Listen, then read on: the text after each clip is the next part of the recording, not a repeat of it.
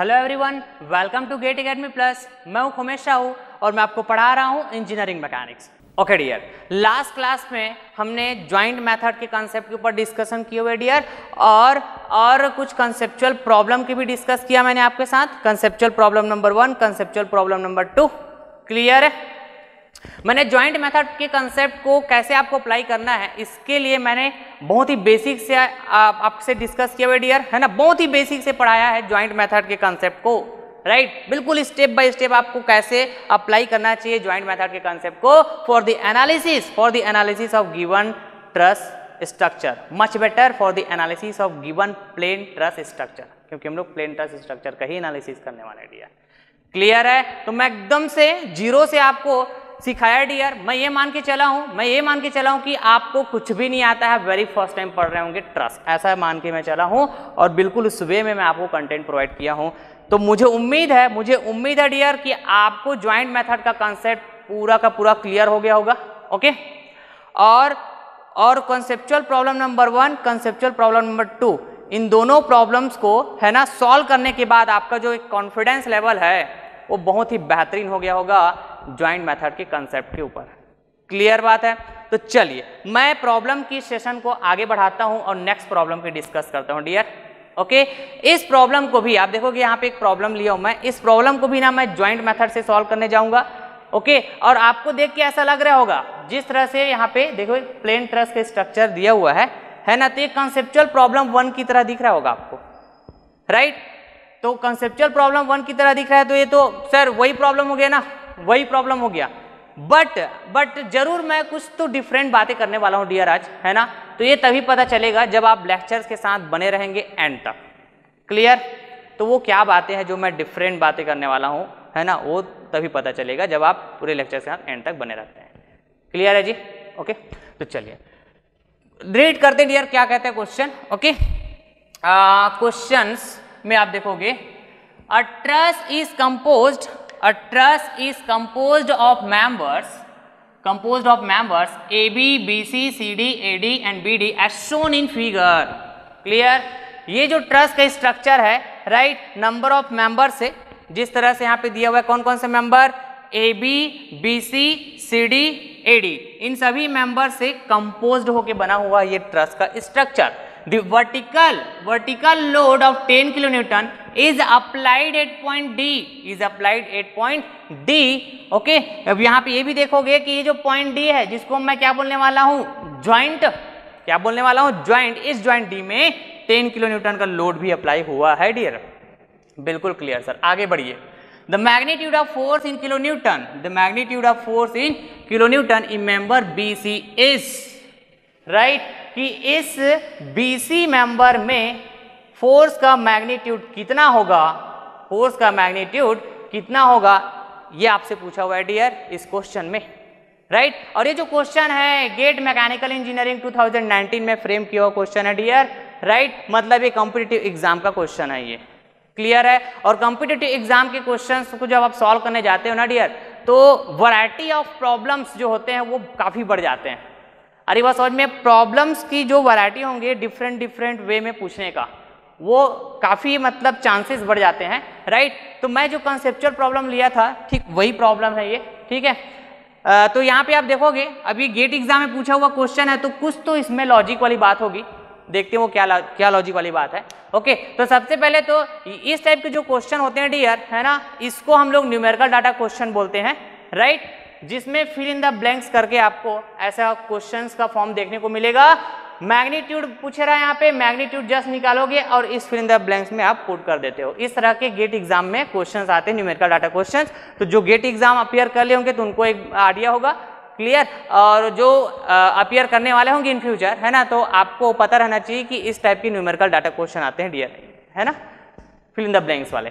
Okay, तो चलिए, तो मैं जिसको ज्वाइंट मेथड से सॉल्व करने जाऊंगा, तो इतना तो पता है डियर कि मैं जब ट्रस के एनालिसिस की बात करता हूं तो मैं बेसिकली अननोन्स को फाइंड आउट करने की बात करता हूं।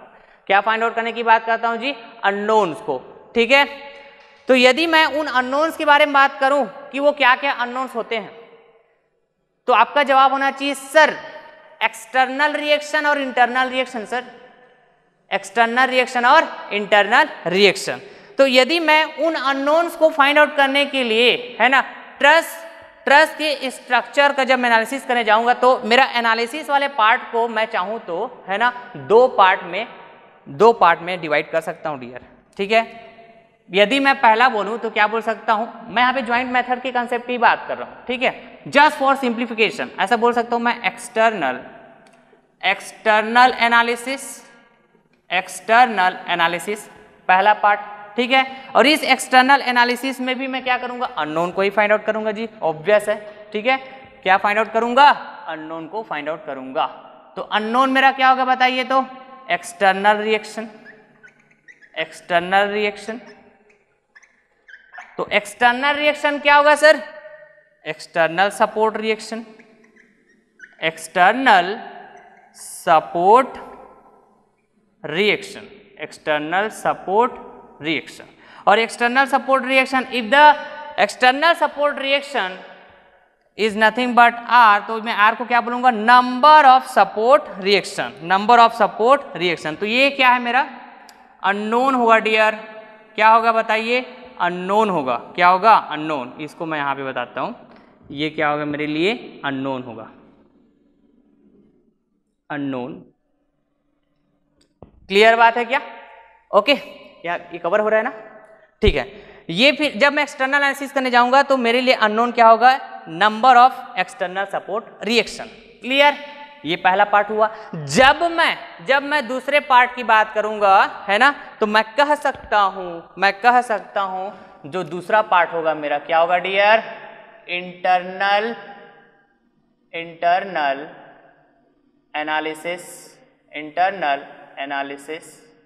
तो इंटरनल एनालिसिस में यदि मैं अननोन की बात करूं, किसकी बात करूं, अननोन की, तो अननोन क्या होगा मेरा, ऑब्वियस है। यहां पे मैं बात किया एक्सटर्नल रिएक्शन, तो इधर क्या होगा डियर, इंटरनल रिएक्शन। इसको क्या बोलूंगा मैं, इंटरनल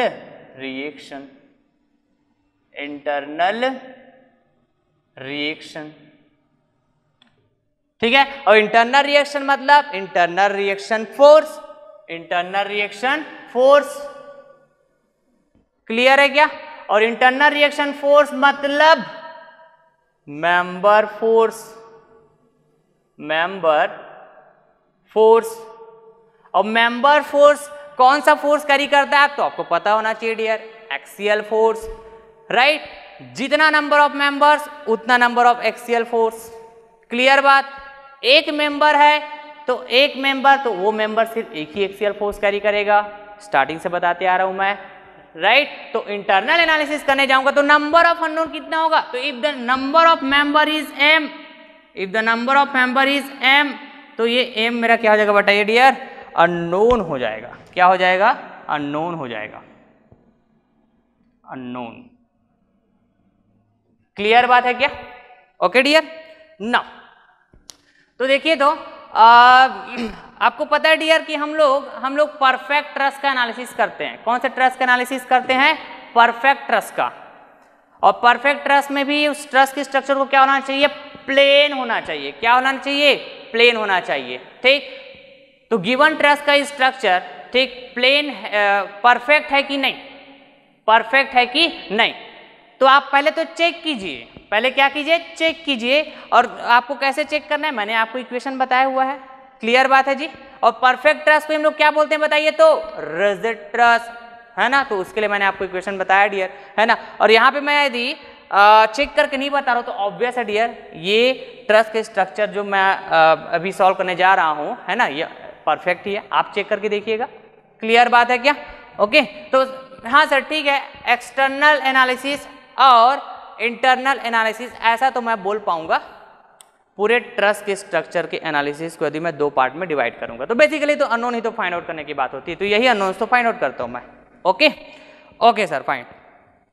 बट मेरे लिए इंपॉर्टेंट क्या बताइए, तो अकॉर्डिंग टू क्वेश्चन ये इंटरनल एनालिसिस जो है इंपॉर्टेंट है, क्योंकि इंटरनल एनालिसिस में ही, इंटरनल एनालिसिस करने जाऊंगा तो ये जो बीसी मेंबर में फोर्स की वैल्यू फाइंड आउट करने की बात हुई, ये यहीं से मिलने वाला है।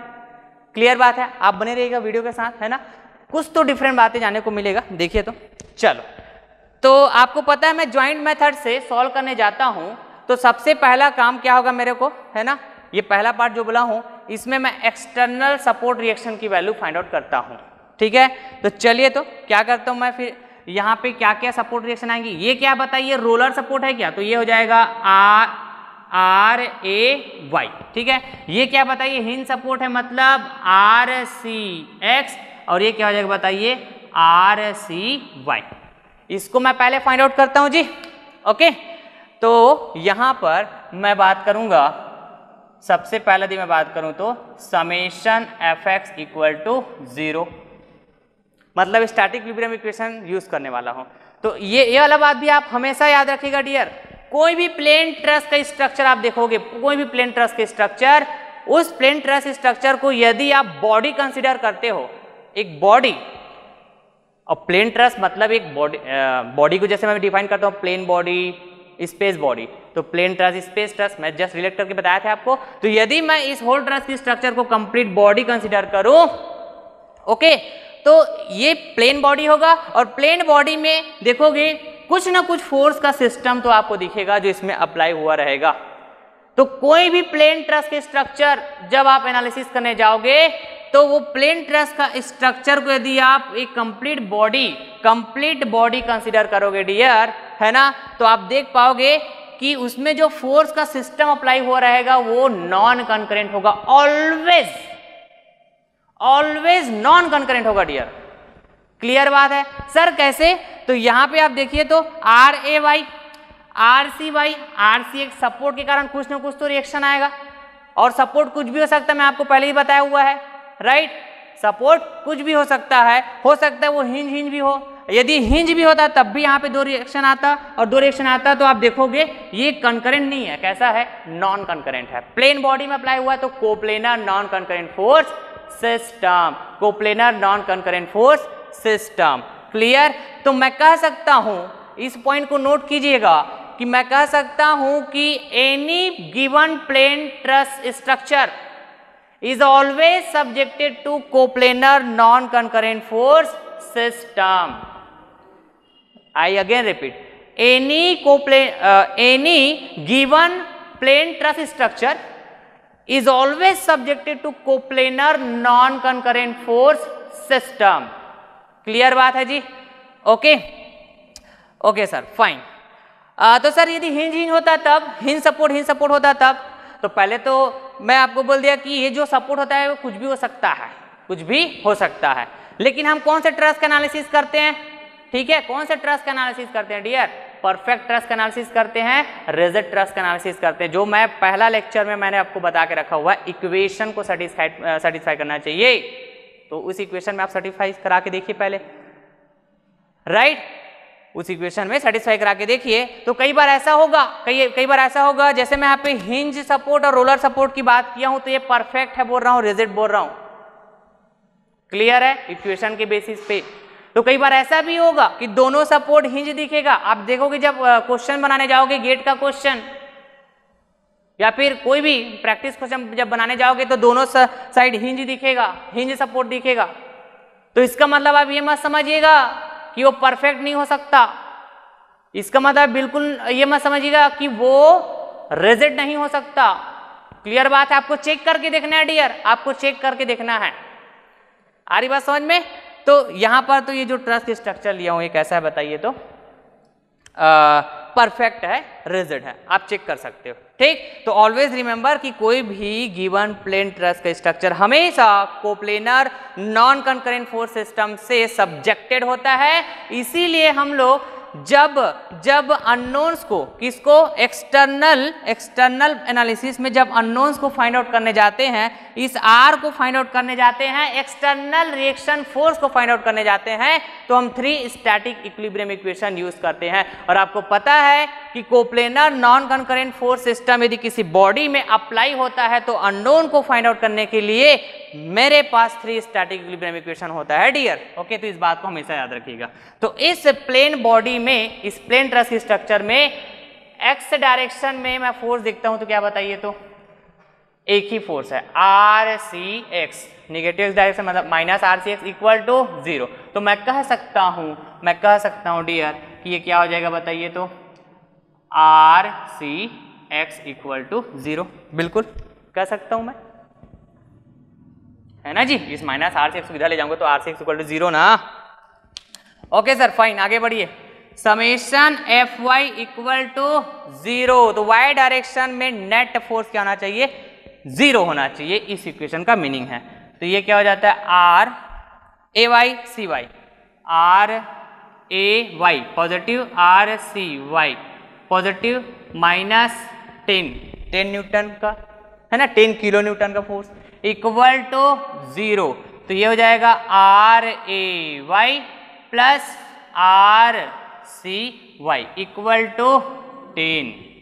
तो मैं इसको इक्वेशन नंबर 1 नेमिंग कर देता हूँ। क्लियर बात है जी। सर और भी हमारे पास इक्विलिब्रियम इक्वेशन है, स्टैटिक इक्विलिब्रियम इक्वेशन, यस, क्योंकि coplanar non concurrent force system है ना ये, ठीक है। तो मैं क्या बोलूंगा, net movement about any point equal to 0। तो किसी भी पॉइंट के अबाउट मूवमेंट को 0 कर सकते हो। चलिए तो मैं यहाँ पे सी पॉइंट के अबाउट कर देता हूँ। ये देखिए सी पॉइंट के अबाउट मूवमेंट को 0 कर दिया। क्लियर बात है, ओके फाइन।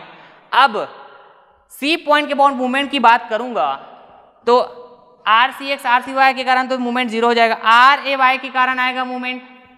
क्लियर बात है क्या, तो क्या बोलूंगा, चलिए तो आर ये कैसा होगा और क्लॉक कैसा होगा जी बताइए तो क्लॉकवाइज सेंस ऑफ रोटेशन होगा क्या आर ए वाई के कारण। तो इसको मैं क्या बोलने वाला हूं, माइनस आर क्या बताइए ए वाई, आर ए वाई। और डिस्टेंस क्या होगा जी बताइए तो परपेंडिकुलर डिस्टेंस, सी के अबाउट देख रहा हूं तो यहां से यहां होगा क्या, यहां से पूरा यहां तक। क्लियर, ये ऐसा है ना, पूरा लेता हूं मैं, देखिएगा ध्यान से देखिएगा डियर, यहाँ पे ना डिस्टेंस दे के नहीं रखा हुआ। यही तो कॉम्पिटिटिव एग्जाम में वैरायटी होता है प्रॉब्लम्स के, है ना। हमने कंसेप्चुअल प्रॉब्लम में देखे थे तो वहां पे आप देखेंगे कि डिस्टेंस दे के रखा हुआ था। क्लियर, तो यहां से यहां यदि मैं बात करूं डियर तो मैं बोल देता हूं ये क्या बताइए तो ए से सी, क्या बोल सकता हूं मैं, ए से सी। क्लियर बात है, ए से सी, ओके। तो परपेंडिकुलर डिस्टेंस हो जाएगा ए सी। बिल्कुल सर, बिल्कुल सही बोल रहे हो। आगे बढ़िए तो 10 किलो न्यूटन का फोर्स ऐसा लग रहा है, इसका लाइन ऑफ एक्शन देखोगे तो ऐसा जाएगा। क्लियर बात है, ओके। तो ये कैसा मूवमेंट प्रोड्यूस करेगा, counter clockwise sense of rotation में, ओके। तो मैं कह सकता हूं ये पॉजिटिव लूंगा 10 इंटू यहां से यहां डिस्टेंस क्या होगा बताइए, बी सी, ओके। तो ये हो जाएगा प्लस 10 इंटू बी सी। और भी मूवमेंट आएगा क्या, नहीं आएगा। आगे बढ़िए सर, इक्वल टू 0। क्लियर, तो सबसे पहले तो मेरे को ना ये AC और BC क्या होगा ये चेक करना होगा। अब देखिएगा यही कंसेप्ट है डियर, इस क्वेश्चन में यही कंसेप्ट है। बाकी सब तो आपको आता है कि इंटरनल एनालिसिस कैसे करेंगे, रिजॉल्व कैसे करेंगे, है ना, इस फोर्सेस को रिजॉल्व कैसे करेंगे, इक्विलिब्रियम इक्वेशन सॉल्व करते हैं अपन, इक्विलिब्रियम इक्वेशन यूज यहाँ भी करते हैं, यहाँ भी करते हैं। लेकिन यहाँ पे जो लॉजिक है यही डिस्टेंस को लेके है डियर, यही डिस्टेंस को लेके है। क्लियर बात है, तो चलिए तो देखते हैं। तो याद कीजिए यहाँ पे मैं जस्ट रिकॉल कर रहा हूँ, ओके डियर। तो जो मैं कंसेप्चुअल प्रॉब्लम 1 कराया था, देखिए तो कुछ इस तरह से था क्या वो, ठीक है, ये कुछ इस तरह से था, राइट। जैसा अभी मैं गेट का क्वेश्चंस लिया हूं ठीक ऐसा ही क्वेश्चन था ये भी। यहां पे W equal to 50 newton load लगा हुआ था, याद कीजिए। यहां पे हिंज सपोर्ट था, यहां पे क्या था बताइए, रोलर सपोर्ट था। यहां पे क्या था बताइए, रोलर, ठीक है जी। ये कैसा लगा हुआ था लोड, वर्टिकल लगा हुआ था डियर। क्लियर है, ये हिंज जॉइंट और ये था ऐसा वर्टिकल।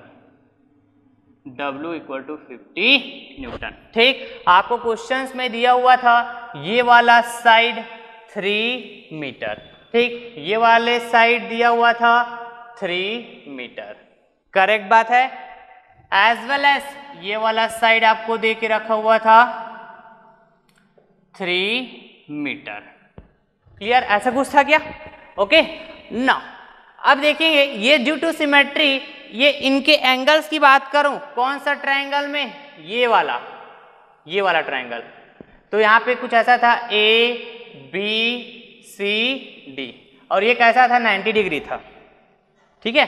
तो देखिए, तो कुछ लोगों को ना यहाँ पे जब मैं डिस्टेंस की बात किया था 1.5 क्लियर नहीं हुआ होगा, है ना, ड्यू टू सिमेट्री तो ऐसा होता है, क्लियर है। तो मैं यहाँ पे ना आपको प्रूफ करने की दिखा रहा हूँ मैं, है ना, तो उसके बाद फिर उस प्रॉब्लम को हम लोग अटैक करेंगे फिर, ठीक। तो यहाँ पर ड्यू टू सिमेट्री बात करूँ, if all the sides of any triangle equal, कैसा हो, इक्वल हो, सभी साइड्स कैसा हो, इक्वल हो, राइट, तो इसके इंटरनल एंगल्स भी कैसे होते हैं, इक्वल होते हैं क्या डियर, बताइए तो। ओके, तो 3 इंटरनल एंगल्स होते हैं और 3 इंटरनल एंगल्स का जो सम होता है 180 डिग्री, तो ये क्या हो जाएगा, इक्वल पार्ट में डिवाइड करूंगा 3 इंटरनल एंगल को, तो 360 = 180 डिग्री, बिल्कुल सही बात है। ओके, तो मैं बोल सकता हूं यहां से यहां 60 डिग्री, यहां से यहां 60 डिग्री, यहां से यहां भी 60 डिग्री। अब मैं ड्यू टू सिमेट्री बोल दिया था आपको कि ये क्या होगा और ये क्या होगा, दोनों इक्वल होगा बोला था, और क्या बोल दिया था, यदि ये 3 मीटर है तो ये 1.5, ये 1.5। चलिए तो देखते हैं इसको, है ना। तो मैं क्या करता हूं ना, इस ट्राइंगल को जो ABC है, ABC को बोलूं तो कैसा बताइए, triangle ABC equal to 2 triangle से बना हुआ है क्या dear, ABD, triangle ABD plus, ठीक है, मैं बेसिक मैथ्स में आ गया थोड़ा सा, लेकिन देखिएगा ये जो लॉजिक वाला जो क्वेश्चन दिया हुआ है ये इसी वजह से है, समझ पा रहे हैं बात को। आपको कंसेप्ट तो पता है, मेथड ऑफ ज्वाइन का कंसेप्ट क्या होता है, कैसे ट्रस की प्रॉब्लम को सॉल्व करना है, राइट। तो कई बार ना इसी डिस्टेंस को निकालने में स्टूडेंट फंसते हैं, तो मैं यहाँ पे क्लियर करना चाहूंगा। तो ये जो ABC है ना, ये 2 ट्राइंगल से बना हुआ है, ABD as well as CBD या फिर BCD, तो क्या बोल सकता हूं मैं, ट्राइंगल BCD। क्लियर बात है, क्लियर है जी।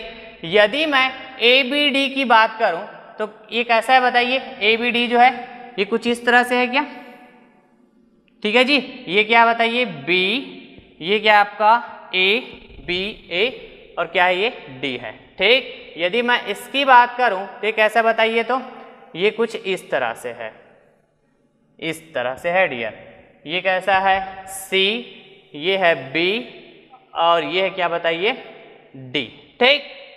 ये वाला एंगल कितना बताइए, 60 डिग्री, ओके डियर। ये वाला एंगल कितना बताइए, 60 डिग्री। ये कैसा पता चला, 3 sides of equal of triangle ABC, then its internal angle will also be equal to each other। Clear बात है, तो ये इस तरह से पता चला। ये एंगल क्या अभी मेरे को पता नहीं है, मैं इस एंगल के बारे में भी आपको ड्यू टू सिमेट्री बता दिया था, 2 पार्ट में डिवाइड हो जाएगा, जस्ट इसको देख रहे हैं अभी, ठीक है। तो ये क्या हो जाएगा बताइए, यदि मैं इस ABD ट्राइंगल के लिए बात करूं तो 1060 बताइए तो क्या होता है, perpendicular by base, perpendicular by base. यहां पर ही बात करूं 1060, राइट, तो यहां भी ये देखोगे, ये जो BD साइड है दोनों ट्राइंगल के लिए कॉमन है क्या, वही BD है ना, ये वाला BD है, यही BD इसके लिए भी है, इसके लिए भी है। तो मैं क्या बोलूंगा, परपेंडिकुलर, है ना, एंगल के सामने वाला साइड परपेंडिकुलर, जिस एंगल की बात कर रहे हो, बाई बेस CD। क्लियर बात है क्या, बिल्कुल क्लियर है सर। तो क्या मैं 1060 डिग्री की वैल्यू, 1060 डिग्री की वैल्यू को, है ना, बैलेंस कर दूं, बिल्कुल कर सकता हूं। क्यों, क्योंकि दोनों इक्वेशन में लेफ्ट हैंड साइड बराबर है, तो इसका राइट हैंड साइड भी तो बराबर हो गया ना dear. Therefore BD by AD, उसके बाद ये BD बाई CD, ओके। तो मैं कह सकता हूं this BD will be cancelled, तो यहां पे क्या बचेगा, 1 बाई AD 1 बाई CD। तो मैं कह सकता हूं, इसको और सिंप्लीफाई करूंगा तो CD इधर मल्टीप्लाई हो जाएगा और AD इधर मल्टीप्लाई हो जाएगा। So this will become AD equal to CD। बिल्कुल कह सकता हूं क्या डियर बताइए, AD equal to CD according to the triangle ABC, according to the triangle ABC। तो यहां पर आप देखोगे कि ABC ट्राइंगल में A से C ये इक्वल होगा AD प्लस सी डी। बिल्कुल सही बोल रहे हो सर, आगे बढ़ते जाइए। AC की वैल्यू कितना बताइए, 3 है। क्लियर, AD और CD आपस में इक्वल है। यदि मैं CD के बराबर AD रखना चाहूं बिल्कुल रख सकता हूं, क्योंकि दोनों आपस में इक्वल, तो ये बोल सकते हैं 2 टाइम्स AD, या फिर मैं 2 टाइम्स CD भी बोल सकता हूं अकॉर्डिंग टू दिस। क्लियर है क्या? तो ये हो जाएगा AD की वैल्यू 1.5 मीटर। तो मैं कह सकता हूं यहां पर, ठीक है, ये देखिए इसको मैं लिख रहा हूं बैक है ना, बैक कलर से, कि AD राइट, AD इक्वल है CD के, और AD इक्वल है CD के, तो AD की वैल्यू 1.5 है कि, तो दोनों इक्वल हो जाएंगे क्या sir? Yes yes, super sir. ठीक है, तो यहां भी क्या हो जाएगा 1.5 मीटर, यहां भी हो जाएगा 1.5 मीटर। क्लियर है क्या बात? तो क्या मैं यहां से ये लॉजिक सीखा क्या मैं, राइट, कि जब भी कोई ट्रायंगल सिमेट्री हो, मैं भी एंगल्स की बात नहीं कर रहा हूं, नहीं मैं 3 मीटर्स की बात कर रहा हूं, कहने का मतलब सिर्फ 60 डिग्री हो 60 डिग्री हो ऐसा बात नहीं कर रहा हूं। ठीक है, जब भी ये वाला, जैसे मैं बोलूं सिमेट्री हो, ये वाला एंगल और ये वाला एंगल, क्लियर बात है, तो मैं कह सकता हूं क्या, और साथ ही साथ यहाँ पे कैसा हो, परपेंडिकुलर हो, तो ये 2 साइड में ऐसा डिवाइड हो सकता है। क्लियर बात है, सिमेट्री की केस में, किसकी केस में? सिमेट्री की केस में। ठीक है, ठीक इसी तरह यदि मैं यहाँ पे बात करूं डियर, राइट, यदि मैं यहाँ पे बात करूं, तो मुझे लगता है ना कि आपको जब भी डाउट हुआ कि ये सिमेट्री है कि नहीं, मतलब मेरे को नहीं पहचानने आता है ना, आप जब नंबर ऑफ क्वेश्चन सॉल्व करोगे तो आप ऐसे पहचानना सीख जाओगे कि कहाँ पे सिमेट्री है और कहाँ पे सिमेट्री नहीं है, किस तरह आपको हाफ करना है, ऐसे आप बिल्कुल समझ जाओगे नंबर ऑफ क्वेश्चन करोगे तो। लेकिन यदि आपको ऐसा डाउट होता है तो आप ऐसे बेसिक मैथ्स में जाइए ना, कोई दिक्कत है क्या? नहीं है। तो यहाँ पे मैं बात करूँ, है ना, यहाँ पे मैं बात करूँ डियर, केयरफुली समझिएगा। अब देखिए यहाँ ठीक इसी तरह मैं बात करता हूँ, ये वाला देखिएगा, ये वाला, ठीक। अच्छा सर एक सेकंड ना, एक सेकंड, यहाँ पे ये तो बता दिए सर 1.5 मीटर 1.5 मीटर 2 पार्ट में डिवाइड हो गए, ये तो आप बता दिए, ठीक है सर, बिल्कुल करेक्ट, ओके। लेकिन ये बताइए, तो आपने ये भी कहा हुआ था यदि ये परपेंडिकुलर आया, ठीक है, इस साइड में, तो ये दोनों साइड को दो हाफ पार्ट में बांटेगा, तो लेकिन ये वाला एंगल भी हाफ बढ़ जाएगा सर, ऐसा भी कहा हुआ था आपने, ठीक है। तो देखो, तो ये वाला एंगल को, है ना, मैं क्या बोलता हूँ, चलो ये थीटा बोल देता हूँ, ठीक है। तो क्या मैं इसको ऐसा थीटा बोल सकता हूँ? बिल्कुल बोल सकते हो, ठीक है। तो चलिए AD की वैल्यू मैंने फाइंड आउट कर लिया, कितना बताइए? 1.5, ठीक। तो ये हो जाएगा 1.5 मीटर। ये वाला कितना बताइए तो जी? ये वाला, इसकी यही वाला है क्या? यही वाला साइड है क्या? ये हो जाएगा 3 मीटर। तो मैं फिर से ये एंगल फाइंड आउट करने की बात कर रहा हूँ, तो 10 जैसे मैं बात करूं 10 तो नहीं कर पाऊंगा, क्योंकि मेरे पास क्या क्या साइड पता है। यदि इस थीटा के लिए बात करूं तो ये हो जाएगा परपेंडिकुलर और ये हो जाएगा हाइपोटेनियस। तो साइन 30 की बात करना होगा, तो साइन थीटा की बात करना होगा। साइन थीटा इक्वल टू क्या हो जाएगा? Perpendicular AD by AB, perpendicular by hypotenuse, ठीक है। तो चलिए, तो AD equal to how much? 3, बिल्कुल सही बात है सर, आगे बढ़िए। परपेंडिकुलर बाई हाइपोटेनियस, ठीक है। तो परपेंडिकुलर क्या होगा? AD 1.5 होगा ना, 1.5 by AB equal to 3, okay fine, ठीक है। फिर उसके बाद अब देखिए, तो इसको मैं ऐसा कर सकता हूँ क्या? 15/30, पॉइंट को हटा के, बिल्कुल 15/30, ठीक है। तो 15 1 जा 15, 15 2 जा 30, तो ये फाइनली क्या हो जाएगा बताइए? 1/2, राइट। तो ये क्या हुआ? साइन थीटा, ठीक है। आप बिल्कुल फेयर करते हुए इसको नोट कीजिएगा डियर, ये बहुत बेहतरीन कंसेप्ट है ये, ठीक है। हो ठीक है, ये स्कूल लेवल मैथमेटिक्स है, लेकिन हम लोग कभी कभी जब क्वेश्चन सॉल्व करने के लिए जाते हैं एग्जाम में ना, तो यही स्कूल लेवल मैथमेटिक्स हमारे लिए भारी पड़ जाता है और हमसे क्वेश्चन मिस हो जाता है फिर। क्लियर है? तो इसको हमेशा याद रखिएगा। तो यदि मैं ये 1/2 की वैल्यू बात करूँ तो क्या हो जाएगा ये बताइए? तो ये ऐसा आया है, यहाँ पे बता रहा हूँ ना, साइन थीटा इक्वल टू 1/2 आया है, तो क्या मैं साइन थीटा इक्वल टू इस 1/2 की वैल्यू को साइन क्या बोल सकता हूँ? 30 डिग्री बोल सकता हूँ, या फिर मैं कहूँ और ऐसा कह सकता हूँ क्या? Theta equal to sine inverse 1/2 यहाँ से जी, क्लियर बात है। तो थीटा इक्वल टू क्या हो जाएगा, तो साइन के कितने डिग्री एंगल में 1/2 वैल्यू होता है, तो आपका जवाब होना चाहिए कितना, 30 डिग्री। यस, समझ गया सर, मैं समझ गया, ये कैसा होगा, 30 डिग्री होगा, बिल्कुल करेक्ट बात है। ठीक है, तो जब भी आपको ऐसा कंफ्यूजन हो कि सिमेट्री है नहीं है, मेरे को नहीं समझ में आता, तो आप स्कूल लेवल मैथमेटिक्स में जाइए, चेक करके देख सकते हैं आप। ठीक है, तो यहाँ पर यदि मैं बात करूँ डियर, ठीक उसी तरह, ठीक है, तो मैं कह सकता हूँ, देखिए तो ADC मतलब इस ट्रायंगल में बात करूं ADC में, तो मैं कह सकता हूं AC equal to AB plus BC, बिल्कुल कह सकता हूं क्या, बताइए तो, बिल्कुल कह सकते हो सर।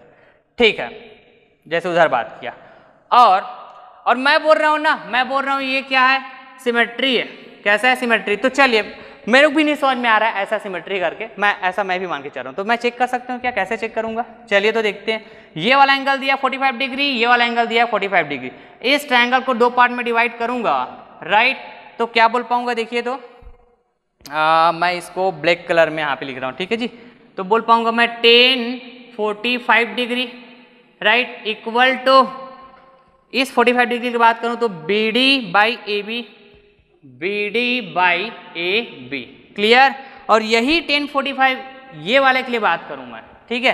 तो ये जो BD है ये कॉमन हो जाएगा क्या, जस्ट इसके तरह। कैसे सर, कैसे, ये देखिए मैं दो बार बात किया था 1060, ठीक है जी। तो ये BD और ये BD, ये वाला कॉमन हुआ, करेक्ट बात है। तो ठीक उसी तरह 10 45 में बात करूंगा तो इस तरह से होगा 10 45 degree equal to BD by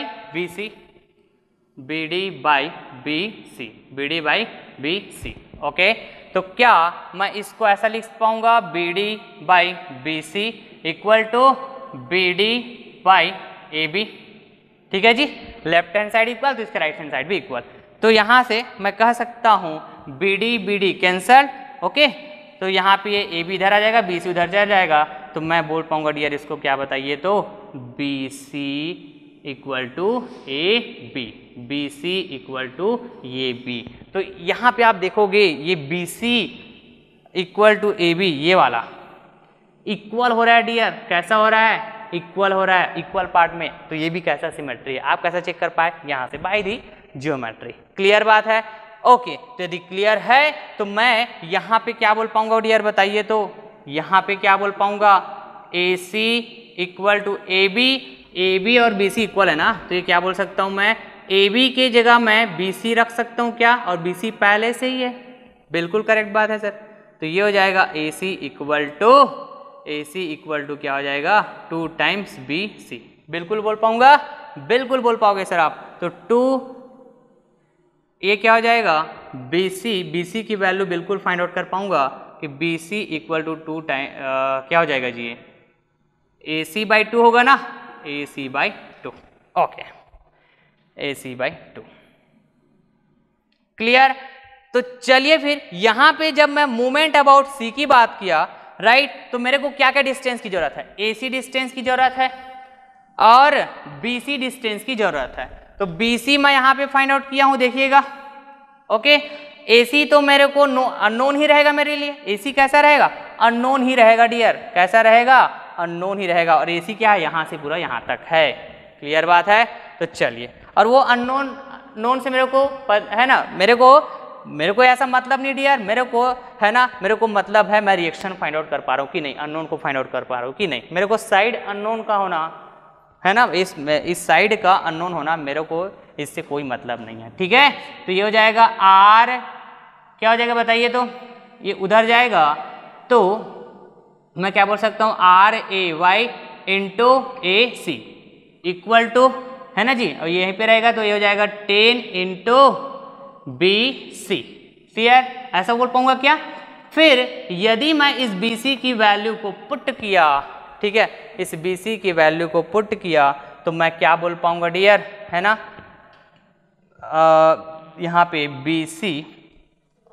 BC की वैल्यू को पुट करोगे आप तो देखिए तो RAY, okay fine, into AC, clear, equal to 10 और BC की वैल्यू बताइए, यहाँ पे लिखा हूँ डियर, देखिए ध्यान से देखिएगा, AC/2 बोल सकता हूँ क्या, AC/2, AC/2, ये क्या बताइए, AC/2, ठीक है जी, अच्छे से लिख दे रहा हूँ मैं, है ना, आपको कोई दिक्कत ना हो, है ना, इस बात का मैं हमेशा ध्यान रखता हूँ। तो ये AC और AC यहाँ से फिनिश हो जाएगा, और क्या जगह बताइए, 2 1 जा 1, 2 5 जा 10, है ना, 2 5 जा 10, क्लियर है बात, ओके। तो यहाँ पे आप देखोगे RAY की वैल्यू कितना मिला बताइए, 5 मिला क्या, RAY की वैल्यू कितना मिला, RAY की value 5 kilo newton, 5 kilo Newton. तो देखेंगे डियर आप यहाँ पे, मेरे को ना डिस्टेंस नहीं भी पता था तब भी मैं बना पाया, कैसा बना पाया, by the geometry, by the geometry. इस क्वेश्चन का यही था, इस क्वेश्चन का जो जिसमें most of the student first हैं, ये यहीं पे फर्स्ट है, क्लियर बात है। तो सर यहाँ पे एंगल के बारे में क्या आपका ख्याल है, तो आप बिल्कुल बता पाओगे जिस तरह मैं इधर बताऊं डियर, जिस तरह। अब आपका काम है कि अब वहां पे एंगल क्या होगा, ठीक है। वैसे तो मेरे को ऐसी देख पे बता पाऊंगा जी, कैसे बताए, तो ये 90 डिग्री बोल के रखा है क्या, ये 90 डिग्री बोल के रखा हुआ है, ठीक है। तो 90 डिग्री इधर 90 डिग्री है, तो इधर भी तो 90 डिग्री होगा ना, क्लियर है ना, परपेंडिकुलर है। तो ये वाला ट्राइंगल, ये वाला ट्राइंगल ऐसे में 2 पार्ट में डिवाइड करो होल ट्राइंगल को, ठीक है। तो एक ट्राइंगल की इंटरनल एंगल 180 होना चाहिए, तो ये वाला एंगल कितना होगा, if this angle is 45, this angle is 90, तो this angle is how much, 45 degree, बिल्कुल करेक्ट बात। If this angle is 90 degree, this angle is 45 degree, तो ये वाले एंगल के लिए ये जो एंगल होगा कितना होगा, 45 डिग्री, क्लियर है क्या जी, ओके। तो आप इस तरह से, है ना, साइड की वैल्यू निकालेंगे डियर। तो चलिए, तो इसको एक बार स्क्रीनशॉट ले लीजिएगा, है ना, नहीं पहले यहाँ पे एक और कैलकुलेट कर लेता हूँ मैं, उसके बाद फिर स्क्रीनशॉट लेने के लिए मैं बोलूँगा आपको, ठीक है, फिर आगे बढ़ूंगा। RAY की वैल्यू फाइंड आउट हो गया, बिल्कुल हो गया सर। अब इस RAY की वैल्यू को मैं यहाँ पे पुट कर देता हूँ, तो मेरे को मिलेगा डियर, है ना, इस RAY की वैल्यू इक्वेशन नंबर 1 में पुट कर देता हूँ, तो मेरे को मिलेगा क्या, RCY। तो RAY की वैल्यू कितना है बताइए, 5, है ना, ये RAY की वैल्यू 5 है, तो 5 प्लस RCY की वैल्यू हाउ मच, यही तो फाइंड आउट करना है, RCY equal to 10, equal to 10। तो RCY इक्वल टू क्या हो जाएगा, 5 किलो न्यूटन, क्लियर बात। तो इस तरह से मैं RCY की वैल्यू भी फाइंड आउट कर पाया, RAY की वैल्यू भी फाइंड आउट कर पाया डियर, ओके। तो चलिए मैं कैमरा होल्ड कराता हूं, है ना, फोकस करते हैं, है ना, फोकस करके आपको स्क्रीनशॉट लेना है डियर, ठीक है। यहां से स्टार्ट करना, तो यहां से, है ना, यहां तक एक बार कवर करना, होल्ड कर देना कैमरा, फिर यहां से लेके यहां, और इधर थोड़ा सा जूम कर देना,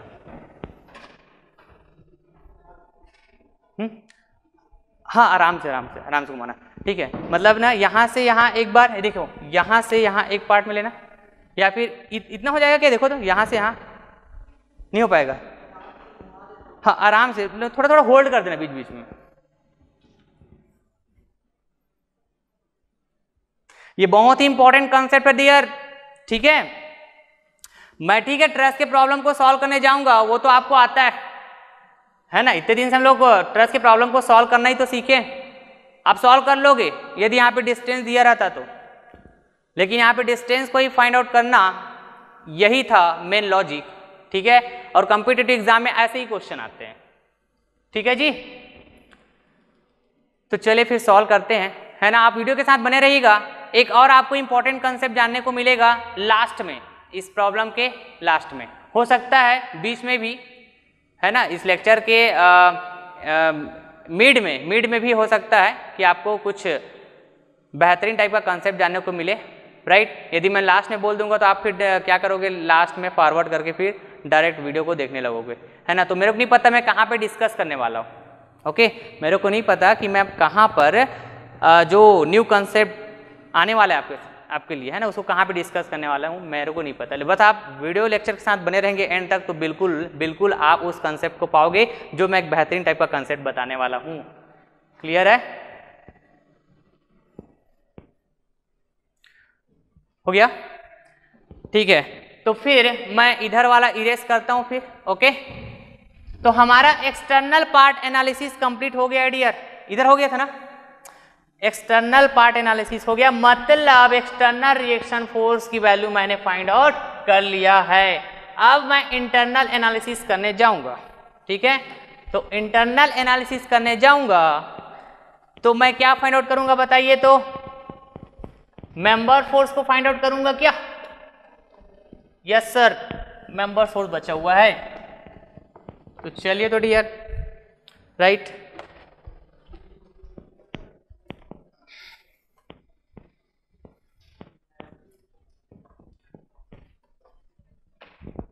ओके।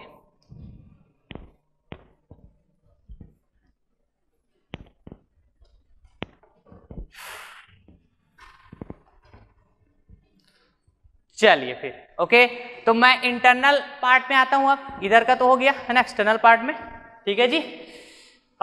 इंटरनल पार्ट में आता हूं तो फोर्स को रिप्रेजेंट करता हूं मैं सभी ज्वाइंट्स में, पता है आपको, ठीक है। मेंबर्स में फोर्स को रिप्रेजेंट करना मतलब ज्वाइंट में फोर्स को रिप्रेजेंट कर देना। तो मैं हमेशा टेंसाइल की बात करता हूं, टेंसाइल अज्यूम किया हूं सभी मेंबर्स में फोर्स को, तो ज्वाइंट में भी फोर्स कैसे दिखने लगा, टेंसाइल दिखने लगा। बिल्कुल सही बात है सर, ठीक है। तो यहाँ पे कौन सा रिएक्शन है, RAY की वैल्यू बताइए 5 किलो न्यूटन, राइट। RAY की वैल्यू 5 किलो न्यूटन, यहाँ कहीं पे आएगा, यहाँ कहीं पे आएगा जी 5 किलो न्यूटन। RCY की वैल्यू भी आप देखोगे यहाँ पे 5 किलो न्यूटन, बिल्कुल करेक्ट बात है, ठीक है। और यहाँ पे RCX की वैल्यू क्या बताइए, 0। तो इस 0 को या तो मैं बताऊं या तो नहीं बताऊं, कोई दिक्कत नहीं होना चाहिए, ठीक है। तो पहले तो मैं चाहूं तो इसको क्या कर सकता हूं बताइए, by using the principle of transmissibility of force मैं इसको शिफ्ट कर सकता हूं 5 kilo Newton.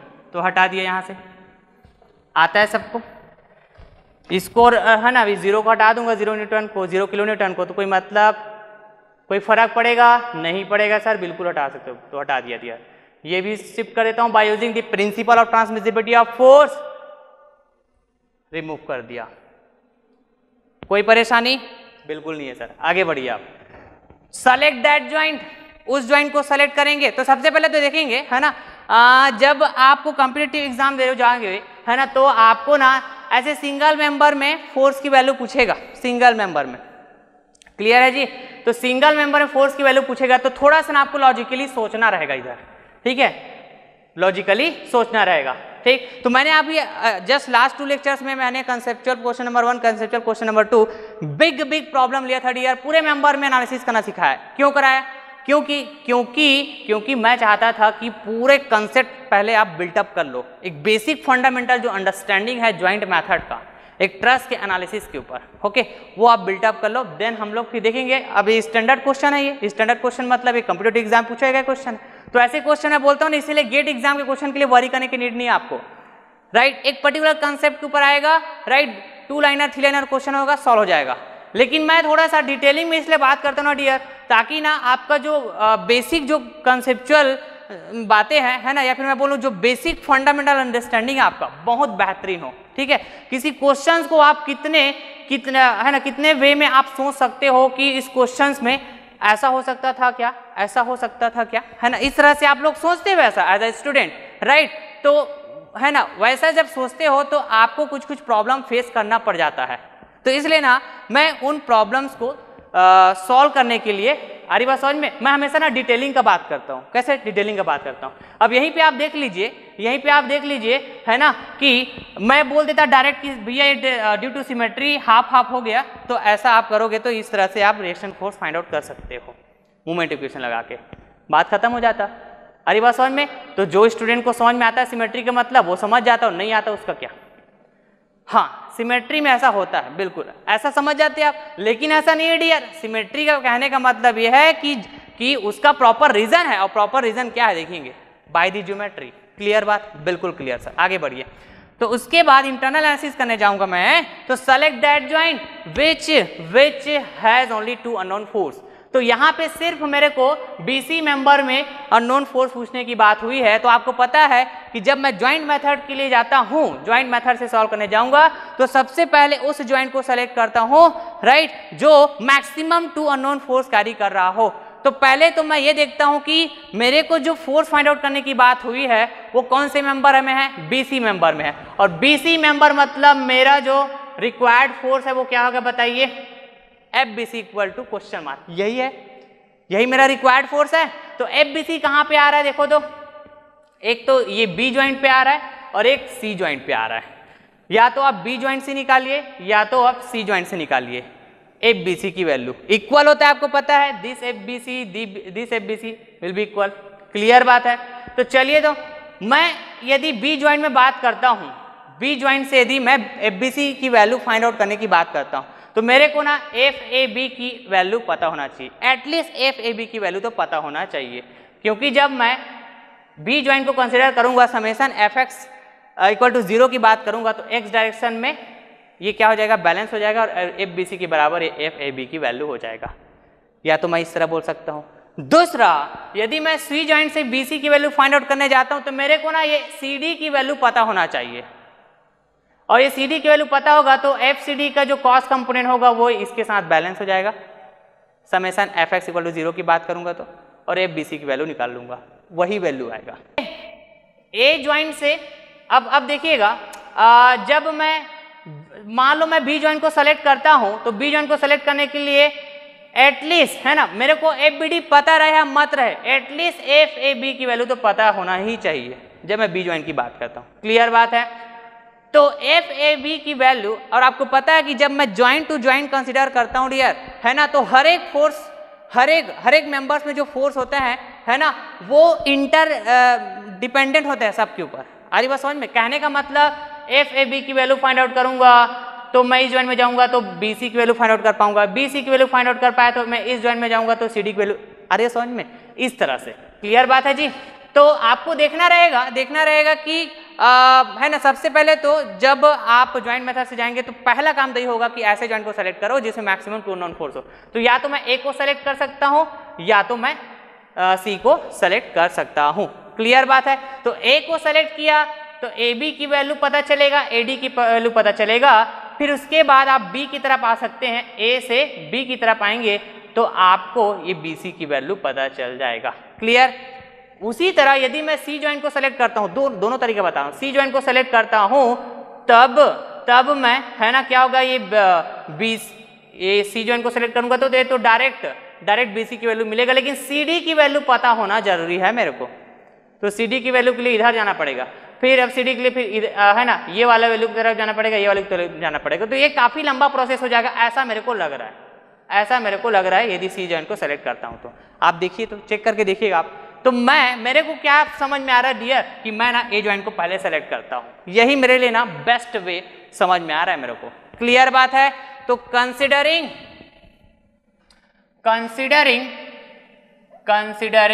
The joint A, okay fine, clear है डियर?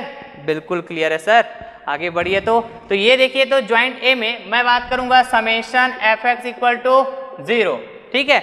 ज्वाइंट सेलेक्ट करने के बाद मैं टू स्टैटिक इक्विलिब्रियम इक्वेशन लगाता हूं ज्वाइंट मेथड में, याद कीजिए। तो ये हो जाएगा FAD का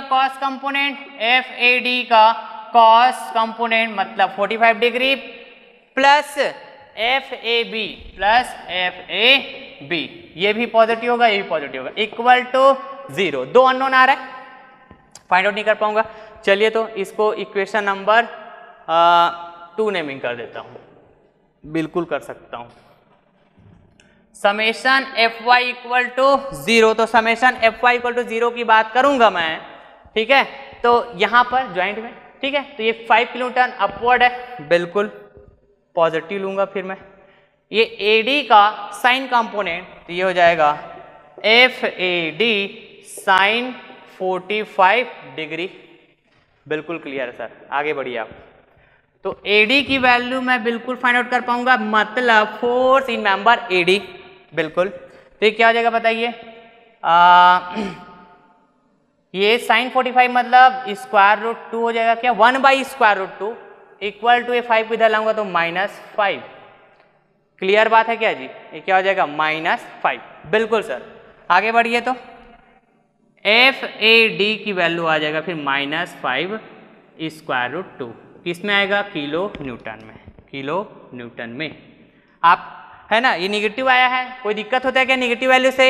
नहीं होता मेरे को दिक्कत, मैं जैसा वैल्यू आता है वैसा ही आगे फाइंड आउट करते जाऊंगा। जब मेरे को आंसरिंग करना होगा तो मैं देखूंगा कि मेरे को क्या पूछा हुआ है क्वेश्चन में, उसके अकॉर्डिंग मैं आंसरिंग कर देता हूँ। नेचर पूछा हुआ है तो मैं डायरेक्शन को चेंज कर देता हूँ। बिल्कुल समझ गए सर? समझ गया, बिल्कुल समझ गया। अब आगे बढ़ते जाइए। तो ये हो जाएगा, यहाँ से एफ ए डी की वैल्यू निकाल लिया। ओके, तो ज्वाइंट बी में जाने के लिए मेरे को एफ ए बी की जरूरत है, एफ ए बी की जरूरत। तो मैं अब एफ ए बी की वैल्यू निकालूंगा।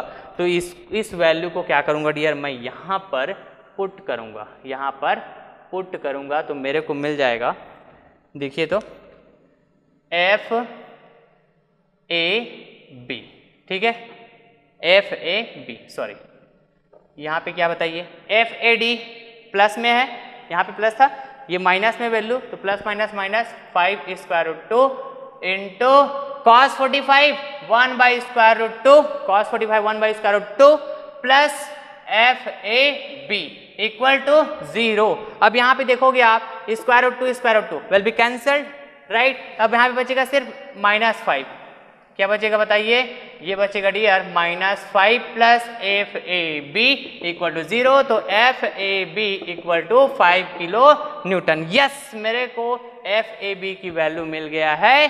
तो मैं अब इधर ज्वाइंट बी को कंसीडर करूंगा, ज्वाइंट बी को कंसीडर करूंगा डियर। तो क्या बोल सकता हूं, कंसीडरिंग द ज्वाइंट, इधर फोकस करना थोड़ा, considering the joint B. Okay, joint B को कंसीडर करूंगा। मेरे को कौन से वैल्यू चाहिए डियर बताइए, तो BC की वैल्यू चाहिए, राइट। और BC कौन से डायरेक्शन में आ रहा है, एक्स डायरेक्शन में। तो मैं सिर्फ एक ही इक्वेशन लगाऊंगा, काम चल जाएगा क्या बताइए, तो कौन सा लगाऊंगा, summation F X equal to 0। तो एफ बी सी का डायरेक्शन पॉजिटिव है, एफ ए बी का डायरेक्शन निगेटिव है। तो F B C positive minus F A B negative.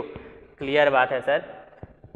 F B C okay equal to F A B हो जाएगा direct, ठीक है। अब बताइए एफ ए बी की वैल्यू क्या है, 5 किलो न्यूटन, 5 किलो न्यूटन। तो मैं कह सकता हूं एफ बी सी की वैल्यू क्या होगा डियर, तो आपका जवाब होना चाहिए 5 kilo newton, 5 kilo newton. Yes yes, मैंने मैग्नीट्यूड फाइंड आउट कर लिया है फोर्स का। किस मेंबर में, किस मेंबर में बताइए, बीसी मेंबर में, बीसी मेंबर में। तो आपको क्वेश्चंस कैसा था बताइए, आपको क्वेश्चंस मैग्नीट्यूड बताना था। क्या बताना था, मैग्नीट्यूड। तो कैसे बताऊंगा देखिए, तो F B C equal to आया है मेरा, बताइए कितना, 5 kilo newton, 5 kilo newton, right. तो बताइए मेरा अजम्पशंस कहता था यहाँ पे कैसा था, सभी मेंबर्स में फोर्सेस कैसा है, टेंसाइल है, सभी मेंबर फोर्सेस कैसा है, टेंसाइल है। और वैल्यू आया ड्यूरिंग द कैलकुलेशन पॉजिटिव आया, कुछ नहीं मतलब कैसा है, पॉजिटिव। मतलब जो वैल्यू आया है पॉजिटिव वैल्यू, इस बात की इंफॉर्मेशन दे रही है, इस बात की इंफॉर्मेशन दे रही है कि जो मैंने अज्यूम करके रखा हुआ था बीसी का डायरेक्शन, वो कैसा है, करेक्ट है, वो कैसा है, करेक्ट है। क्लियर। तो यहां पर मैग्नीट्यूड की बात करूंगा तो 5 किलो न्यूटन मेरा क्या हो जाएगा, मैग्नीट्यूड, 5 किलो न्यूटन क्या हो जाएगा मेरा मैग्नीट्यूड, ओके। और यहां पर यदि नेचर पूछा हुआ होता तो कैसा बताते हैं हम लोग, नेचर। तो नेचर ये क्या होता डियर बताइए, तो नेचर क्या होता, जैसा मैंने अज्यूम किया है वैसा ही होता, क्योंकि वैल्यू पॉजिटिव आना मतलब मेरे फेवर में आना, और मैंने अज्यूम किया था टेंशन। सपोज इसी क्वेश्चन में आपको ए बी मेंबर में फोर्स की वैल्यू पूछ दे, ए बी मेंबर में फोर्स की वैल्यू पूछ दे, है ना। और ए बी मेंबर कहाँ बताइए, तो इसकी वैल्यू भी मैंने निकाल के यहाँ पे रखा हुआ है। क्लियर है। तो ए बी मेंबर भी कैसा होगा, पॉजिटिव, पॉजिटिव मतलब मेरा अज्यूम डायरेक्शन करेक्ट। तो यहाँ पर मैग्नीट्यूड हो जाएगा ये मैग्नीट्यूड, और नेचर क्या हो जाएगा डियर बताइए, तो नेचर हो जाएगा नेचर हो जाएगा डियर, बताइए टेंसर। मतलब मैंने AB में भी क्या एज्यूम किया है, टेंसर। ये तो बात मैं हमेशा बोलते आ रहा हूँ यार, समझाते आ रहा हूँ, इतना तो समझ में आना चाहिए। AD मेंबर में पूछता तो AD मेंबर में मैं है ना एजम्पशन सभी में मेरा टेंसाइल है, लेकिन वैल्यू का निगेटिव आना ये इस बात की इंफॉर्मेशन दे रही है, इस बात की इंफॉर्मेशन दे रही है कि आपका एजम्पशन रॉन्ग था। So you need to reverse that particular assume direction of force. अरे बस समझे, उस पर्टिकुलर फोर्स जिसको आपने अज्यूम करके रखा हुआ है उस पर्टिकुलर मेंबर में, राइट, उस मेंबर में फोर्स की वैल्यू यदि निगेटिव आ रहा है तो इसका मतलब यह है कि आपका अज्यूम डायरेक्शन गलत था, तो आपको करेक्ट करने की नीड है। बिल्कुल, तो यहाँ पे निगेटिव आया, तो निगेटिव आया मतलब ये क्या हुआ कि इसका नेचर कैसा होगा डियर, कंप्रेसिव होगा। इसका नेचर कैसा होगा, कंप्रेसिव होगा। ओके, और मैग्नीट्यूड क्या होगा बताइए, मैग्नीट्यूड हो जाएगा 5√2। ये क्या हो जाएगा इसका मैग्नीट्यूड, मैग्नीट्यूड। क्लियर बात है क्या जी, क्लियर है? ओके सर, अब तो मेरे को समझ में आ गया। ठीक है, तो आप ना जब गेट की एग्जाम बनाने जाएंगे तो कुछ क्वेश्चन ऐसे देखेंगे, कुछ क्वेश्चन ऐसे देखेंगे जो ऑब्जेक्टिव क्वेश्चन होंगे, तो आप ना है ना, और ऑब्जेक्टिव क्वेश्चन होंगे और आप देखोगे कि इस तरह से ना मैग्नीट्यूड दिया रहेगा और नेचर दिया रहेगा ऑब्जेक्टिव में, ऑप्शन में। ओके, तो आप ज्वाइंट मेथड से सॉल्व करने जाएंगे डियर, मान लो आप ज्वाइंट मेथड से सॉल्व करने जाएंगे तो आपका कैलकुलेशन के दौरान पॉजिटिव नेगेटिव जो भी आएगा ज्वाइंट टू ज्वाइंट कंसीडर करते हुए आप वैसा ही कैलकुलेशन करते जाइए, वैसा ही कैलकुलेशन करते जाइएगा। क्लियर बात है? फिर आंसरिंग करने जाओगे तो देखोगे पॉजिटिव वैल्यू आया, मतलब मैं जो अज्यूम किया हूँ डायरेक्शन वो करेक्ट था। क्लियर है? चाहे आप कंप्रेसिव अज्यूम किए हुए रहेंगे, चाहे टेंसाइल अज्यूम किए रहेंगे, जो भी अजम्पशन हो आपका, वैल्यू यदि पॉजिटिव आया मतलब करेक्ट, नेगेटिव वैल्यू आया मतलब रिवर्स करना है, बस इतनी सी बात है। क्लियर है? और मैग्नीट्यूड सिर्फ क्या बताते हैं अपन, वैल्यू को बताते हैं मैग्नीट्यूड के लिए, सिर्फ वैल्यू को। ओके, तो ये था ज्वाइंट मेथड का कॉन्सेप्ट। क्लियर बात है? अब उसके बाद याद कीजिए ज्वाइंट मेथड में मैंने आपको ये भी हमारा क्वेश्चन सॉल्व हो चुका है डियर। ठीक है, अब मैं आपसे जो डिस्कस करने वाला था कि कुछ डिफरेंट कंसेप्ट आज मैं फिर से आपको बताने वाला हूँ, ऐसा बात बोल के रखा हुआ competitive exam point of view से। ओके, तो आई होप कि अभी ज्वाइंट मेथड के ऊपर जो कंसेप्ट है वो फुल्ली आपको समझ में आ गया होगा, कहीं पर किसी भी तरह का डाउट नहीं हो रहा होगा। ठीक है जी, कॉम्पिटिटिव एग्जाम में क्वेश्चंस आया तो क्वेश्चंस आएगा तो कभी आपको ऐसा नहीं पूछेगा कि भैया चलो सभी मेंबर्स में फोर्स की वैल्यू निकालो। स्पेशली यदि मैं जैसा कॉम्पिटिटिव एग्जाम की बात करें तो ऑब्जेक्टिव क्वेश्चन होता है ना, तो ऐसे थोड़ा ना पूछा जाएगा आपको एक मेंबर दो मेंबर में। तो मैंने आपको ये बताया था कि ज्वाइंट मेथड से जब आप सॉल्व करने जाओगे सभी मेंबर्स में फोर्स की वैल्यू पूछा तो आपका कैलकुलेशन बहुत बड़ा होता है, आपको पता है। ठीक, तो हो सकता है कहीं पे प्लस को मिस कर दिए, कहीं पे माइनस को मिस कर दिए, है ना। तो आपको चेक करना है कि आपने कैलकुलेशन के दौरान जो वैल्यूज फाइंड आउट किया है ना, वो कहीं पर मिस्टेक तो नहीं है। तो इसके लिए मैं क्या बोला था आपको, ज्वाइंट टू ज्वाइंट कंसीडर करते जाइए आप, ज्वाइंट टू ज्वाइंट कंसीडर करते जाइए। एक ज्वाइंट ऐसा बचेगा जो मेरे लिए लास्ट ज्वाइंट की तरह काम करेगा, जो यूजलेस होगा, जिसको मैं यूज ही नहीं करूंगा इंटरनल रिएक्शन को फाइंड आउट करने के लिए, ये आपको पता है, कंसेप्चुअल प्रॉब्लम में मैंने डिस्कस करके ऑलरेडी रखा हुआ है। क्लियर बात है? तो उस लास्ट ज्वाइंट में आप चेक कीजिए, कि समेशन fx की वैल्यू क्या आ रहा है, समेशन fy की वैल्यू क्या आ रहा है। ठीक है, यदि समेशन fx और समेशन fy दोनों का वैल्यू 0 आया तो आपका कैलकुलेशन कैसा करेक्ट है। अब ये क्वेश्चन है, अब आप ज्वाइंट मेथड से सॉल्व करने जा रहे हो, पूछा गया है सिर्फ एक ही मेंबर में फोर्स की वैल्यू, तो सर क्या मैं जो वैल्यू फाइंड आउट किया हूं किसमें, BC मेंबर में, क्या फाइंड आउट किया है sir, 5 kilo Newton force find out किया है। अब ये वैल्यू सही है कि नहीं है, क्या मैं इसको चेक करने के लिए सभी मेंबर्स की फोर्स की वैल्यू को फाइंड आउट करूं और लास्ट जॉइंट में जाके मैं ये चेक करूं कि समेशन fx और समेशन fy दोनों वैल्यू 0 आया कि नहीं आया। क्या मैं ऐसा करूंगा सर, मेरे पास इतना थोड़ा टाइम रहेगा सर, इतना थोड़ा टाइम रहेगा। तो आप बिल्कुल सही सोच रहे हो, आपके पास इतना टाइम नहीं रहेगा। तब क्या करें, तो आपके पास फिर से एक इक्वेशन पिक्चर में आता है। आ रही बात समझ में? यदि आप कॉन्फिडेंटली सॉल्व करके आए हो, यदि आपका कंसेप्ट गजब का है, तो आप बोलोगे कि मेरे को चेक करने की नीड ही नहीं है सर, मेरे को कंसेप्ट बहुत ही ज़्यादा क्लियर है, मैं बहुत सारा क्वेश्चन प्रैक्टिस किया हूँ, है ना। तो जो भी मेंबर ऑफ फोर्स की वैल्यू पूछेगा, राइट, तो मैं यदि जैसे बीसी में पूछा हुआ है तो मैं एकदम कॉन्फिडेंस से बोल सकता हूँ कि ये मेरे लिए करेक्ट आंसर है, मैंने एक बार सॉल्व कर दिया मतलब कर दिया, इस तरह का कॉन्फिडेंस है तब तो सही बात है, क्लियर है। लेकिन मैं यदि चाहूँ चेक करना, लेकिन मैं ये नहीं चाहता कि मैं सभी मेंबर ऑफ फोर्स निकालने के बाद, फोर्स फाइंड आउट करने के बाद लास्ट जॉइंट में जाके चेक करना, ये नहीं चाहता सर, मेरे पास इतना टाइम नहीं रहेगा। लेकिन मैं फिर भी चाहूँगा कि मैं जो कैलकुलेशन किया हूँ वो करेक्ट है कि नहीं है, भले ही मैं एक ही मेंबर ऑफ फोर्स की वैल्यू फाइंड आउट किया हूँ, लेकिन ये कैलकुलेशन सही कि नहीं है ये मैं चेक करना चाहता हूँ।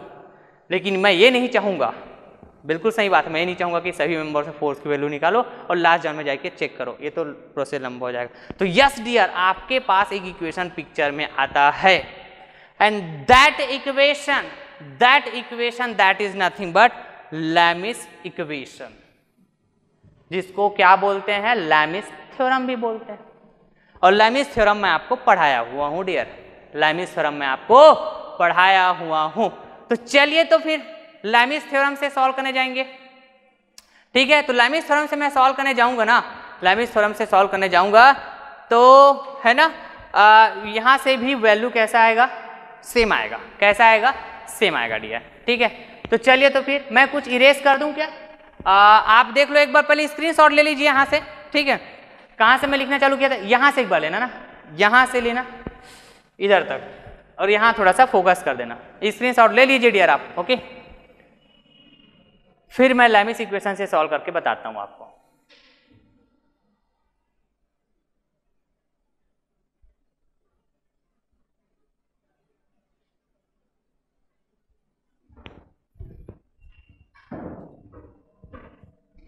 हो गया क्या,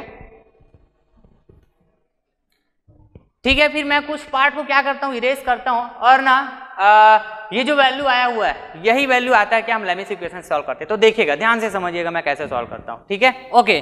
तो चलिए फिर मैं लैमिस इक्वेशन से सॉल्व करने जा रहा हूं dear, Lami's equation, okay, clear बात है क्या जी, ओके सर, फाइन। तो लैमिस इक्वेशन मैंने आपको पढ़ाया हुआ है, लैमिस थ्योरम है ना, नंबर ऑफ प्रॉब्लम्स भी कराया मैंने आपको, नंबर ऑफ वैरायटी के प्रॉब्लम्स, कैसे आपको अप्लाई करना है लैमिस इक्वेशन, कैसे लिखना है लैमिस इक्वेशन, बहुत ही बेसिक से आपको सिखाया, बहुत ही डिटेलिंग में सिखाया हुआ है। तो जो न्यू व्यूअर्स होंगे, न्यू स्टूडेंट होंगे, जो जस्ट आज के लेक्चर को देख रहे होंगे और लैमिस थ्योरम वाले मेरा लेक्चर नहीं देखे होंगे, तो पहले तो आप देखिए पहले आप लेक्चर, फिर आपको क्लियर होगा, ठीक है। तो ठीक है, मैं यहाँ तो डिस्कस करूंगा लैमिस इक्वेशन को आपको कैसे लिखना है, क्लियर बात है जी, ओके। तो लैमिस इक्वेशन का यूज हम लोग क्यों करते हैं, इक्विलिब्रियम कंडीशन की बात होती है तभी यूज होता है, सबसे पहली बात, ओके। साथ ही साथ 3 फोर्स की बात होना चाहिए, कितना फोर्स की बात होना चाहिए, 3 फोर्स, ओके। और तीनों फोर्स कैसा होना चाहिए, इक्विलिब्रियम में होना चाहिए, कैसा होना चाहिए जी, इक्विलिब्रियम में होना चाहिए। और 3 फोर्स को जब वो इक्विलिब्रियम में है ना, तो मैं लैमिस इक्वेशन का यूज क्यों करता हूं, जिस तरह मैं स्टैटिक इक्विलिब्रियम का यूज अननोन फोर्सेस को फाइंड आउट करने के लिए करता हूं, ठीक उसी तरह लैमिस इक्वेशन का यूज भी मैं अननोन फोर्सेस को फाइंड आउट करने के लिए करता हूं। But condition is that equilibrium होना चाहिए। और कौन सा इक्विलिब्रियम की बात करते हैं हम लोग, स्टैटिक पढ़ रहे हैं ना, स्टैटिक इक्विलिब्रियम, क्लियर बात है जी, ओके सर, क्लियर है। तो आगे पढ़िए, आगे बताइए फिर। तो यहां पर ये भी जरूरी है कि लैमिस इक्वेशन से जब आप अननोन फाइंड आउट करने जाओगे, लैमिस इक्वेशन से देखना, मैं बहुत बेसिक से आपको अप्लाई करना सिखा रहा हूँ, बेसिक से कैसे आपको ज्वाइंट मेथड के कंसेप्ट में है ना, आपको लैमिस इक्वेशन को इन्वॉल्व करना है, क्लियर बात है। जैसे हम ज्वाइंट मेथड के लिए कुछ स्टेप बताए ना, वैसे ही आपको ये समझ में आना चाहिए कि क्वेश्चंस में लैमिस इक्वेशंस को मैं कैसे अप्लाई करूंगा, जैसे मैं ज्वाइंट मेथड को अप्लाई करता हूँ ट्रस्ट के क्वेश्चन में, क्लियर है। तो चलिए लैमिस इक्वेशंस का यूज हम क्या करने वाले हैं, अननोन को फाइंड आउट करने वाले हैं, ठीक है। लेकिन condition is that 3 equilibrium forces होना चाहिए, 3 इक्विलिब्रियम फोर्सेज होना चाहिए, मतलब 3 फोर्सेज तो दिखना ही चाहिए, 3 फोर्सेज दिखना ही चाहिए। तो 3 फोर्सेज दिखना चाहिए, तो जब मैं लैमिस इक्वेशन लिखने जाऊंगा तो उसमें वो 3 फोर्सेज दिखेगा आपको, बिल्कुल बिल्कुल क्लियर है, राइट। तो उस इक्वेशन का यूज करके, लैमिस इक्वेशन का यूज करके मैं अननोन फोर्स तभी फाइंड आउट कर पाऊंगा, अननोन फोर्स तभी फाइंड आउट कर पाऊंगा जब उन तीनों फोर्सेस में एक फोर्स का वैल्यू कैसा हो, नोन हो, एक फोर्स का वैल्यू कैसा हो, नोन हो, ठीक है। तो इससे क्या समझ में आया मेरे को कि मैं लैमिस इक्वेशन का यूज करके दो अननोन को फाइंड आउट कर पाऊंगा जब उन तीन में से एक नोन हो तब। क्लियर बात है, अरे बस समझ में। और थ्री फोर्सेस को कैसा होना चाहिए, कंकरेंट होना चाहिए। तो कंकरेंट देखेंगे, जितने भी जॉइंट्स होते हैं उसमें जो फोर्स लगेगा वो कैसा होता है, कंकरेंट होता है। कैसा होता है डियर, कंकरेंट होता है, बिल्कुल सही बोल रहे हो सर। कैसा होता है, कंकरेंट होता है। क्लियर। तो मैं लैमिस इक्वेशन यूज करके दो अननोन को फाइंड आउट करने जाऊंगा तो ऐसा ज्वाइंट को देखूंगा, ऐसा ज्वाइंट को देखूंगा जिसमें थ्री फोर्स दिखना चाहिए। कैसा फोर्स दिखना चाहिए, थ्री फोर्स। और थ्री फोर्स में एक फोर्स कैसा होना चाहिए, नोन होना चाहिए। तो बाकी के दो अननोन को मैं फाइंड आउट कर पाऊंगा। तो या फिर मैं ऐसा बोलूं क्या कि ऐसे ज्वाइंट को मैं सेलेक्ट करूं, ऐसे ज्वाइंट को सेलेक्ट करूं जिसमें मैक्सिमम टू अननोन फोर्स हो, जैसे हम लोग ज्वाइंट मेथड में बात करते हैं। मतलब वही हो रहा है कि नहीं हो रहा है बताइए। तो क्लियर है क्या। तो मैं लैमिस इक्वेशन के लिए भी ना, जैसे मैं ज्वाइंट मेथड में बात करता हूं कि हमको सेलेक्ट कैसे करना है ज्वाइंट, तो ठीक उसी तरह लैमिस इक्वेशन अप्लाई करने जाऊंगा तो ज्वाइंट को वैसा ही सेलेक्ट करूंगा, क्योंकि मैं दो अननोन ही फाइंड आउट कर पाऊंगा लैमिस इक्वेशन यूज करके। क्लियर है, बिल्कुल क्लियर सर। तो मैं देखा था बेस्ट वे कौन हो सकता था ज्वाइंट मेथड को सॉल्व करने के लिए, तो वही बेस्ट वे क्या होगा, कहने का मतलब मैंने ये देखा था कि बेस्ट वे क्या हो सकता है, पहला ज्वाइंट कंसीडर करना। तो पहला ज्वाइंट कंसीडर करना बेस्ट कौन सा हो सकता था, ये मैं चेक किया था, तो ज्वाइंट ए हुआ था जब मैं ज्वाइंट मेथड से सॉल्व करने गया, राइट। तो लैमिस इक्वेशन के लिए भी यही बेस्ट होगा, क्योंकि दो अननोन की ही तो बात होते हैं ना ज्वाइंट मेथड में भी। ज्वाइंट में दो अननोन होना चाहिए और लैमिस इक्वेशन के भी दो अननोन होना चाहिए। क्लियर। ओके, तो मैं सेलेक्ट करता हूं डियर ज्वाइंट ए। ओके, ज्वाइंट ए सेलेक्ट करता हूं सबसे पहला। क्लियर।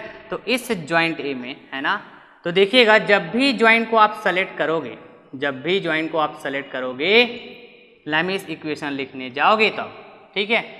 तो थ्री फोर्सेस के लिए तो वैलिड है, इतना तो हम डिस्कस कर लिए। क्लियर बात है। कैसे सेलेक्ट करना है, दो अननोन होना चाहिए तभी हम लैमिस इक्वेशन से अननोन को फाइंड आउट कर सकते हैं। तो ऐसे वाले ज्वाइंट को सेलेक्ट करना हमने डिस्कस किया। ओके, तो मैं याद कीजिए जब मैं ये सपोर्ट रिएक्शन की वैल्यू निकाला था ज्वाइंट ए में RAY। ओके, तो पहले एक ऐसा था, पहले ये कैसा था बताइए, इस तरह के था।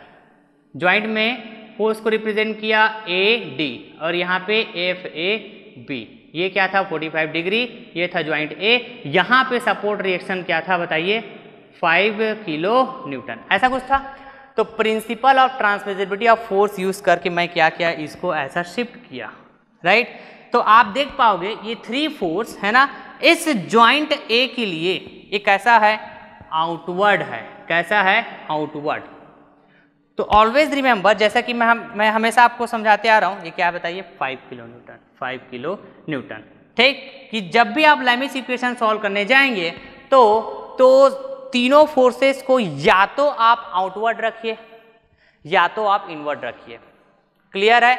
यदि अच्छा आउटवर्ड का मतलब ये यदि पॉइंट है, ये यदि पॉइंट है ना, तो फोर्सेस ऐसा जाना चाहिए, ऐसा जाना चाहिए, ऐसा जाना चाहिए, मतलब away from the point. Joint की बात करते हो, away from the joint, away from the joint, away from the joint.